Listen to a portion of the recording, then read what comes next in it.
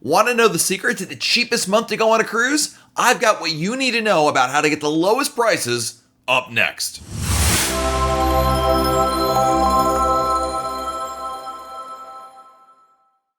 Hey everyone, it's Matt from Royal Caribbean Blog, and it's all about when is the cheapest month to go on a cruise. Finding the best time of year to go on a cruise and the cheapest price is all about timing. Regardless of which ship, itinerary, or even cabin you pick, the key is about when you elect to go and when you book the cruise.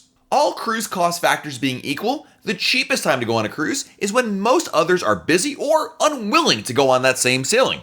Most cruisers make a decision to go on a particular cruise based on their schedule at home, primarily related to maybe their work or school schedule. Cruises that sail during times of the year when most kids are in school or people are working and typically do not provide time off for their employees are the perfect time to get a great deal on a cruise vacation. Now, I'm going to share the times of year in which you're going to find the lowest prices for many common itineraries, but the common theme among all of them is basically you're going on a cruise when most others are not interested in going on vacation. The other key factor to getting a really good deal on a cruise is what's known as shoulder season. These are the weeks or months at the very beginning or end of a ship's time in a particular region when things like the weather or the animals that you're going to be seeing are not at their optimal levels. This isn't to say that cruising in the shoulder season would be a disappointment, but rather not when conditions will be absolutely perfect. We begin with Alaska, and the cheapest months to go to Alaska are either May or September. The very beginning or the very end of the Alaska cruise season typically sees the lowest prices for Alaska cruises.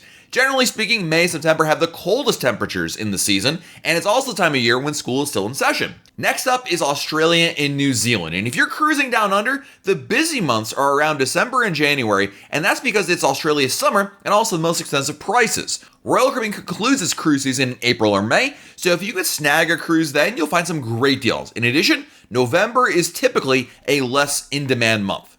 Next, Bermuda. And the month of May is the beginning of the Bermuda cruise season, and the prices will be lower due to it being part of the shoulder season. September and October have two reasons why you can find also great prices. Number one, school is in session, and number two, it's hurricane season. While most hurricanes do not typically impact Bermuda as much as the Caribbean islands, storms will usually pass by Bermuda at least once per year.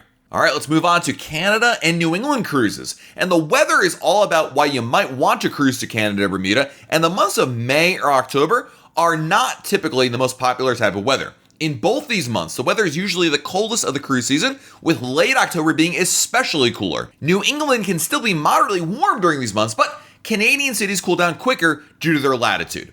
And in terms of the Caribbean cruise season is year-round, and there are some peaks and valleys in terms of demand and pricing throughout the year. In terms of temperatures, it remains warm throughout most of the year, so there's almost always sun and warm enough temperatures to be outdoors and be swimming. November through February can see an occasional cold front pushing through to make things a little chilly, but they're short-lived and, quite frankly, the exception. When it comes to getting the lowest price on a Caribbean sailing, it's about cruising when school is in session or during hurricane season. And by the way, hurricane season runs between June 1st through November 30th. So, the cheapest times of the year to cruise the Caribbean will be the month of January minus New Year's week, the first 2 weeks of February, the entire month of May, the entire month of September, the entire month of October, and the first 2 weeks of December. If you're interested in a cruise to the Mediterranean, cruising to Europe is a very popular choice, and the Mediterranean is among the most popular places to cruise perhaps outside the Caribbean. Royal Caribbean begins its cruise season in March or April, and you'll find most families still in school and the least crowds in the Med at that time. Temperatures can still be warm in the Mediterranean, but not as oppressively warm as the summer months. Moreover, November usually sees the lowest prices of the year for Mediterranean cruises. Now, if you prefer to go to Northern Europe, Northern European cruises that visit the Baltics, Norway, or the British Isles have a much shorter cruise season than the Mediterranean, but pricing follows the same basic pricing principles of anywhere in Europe.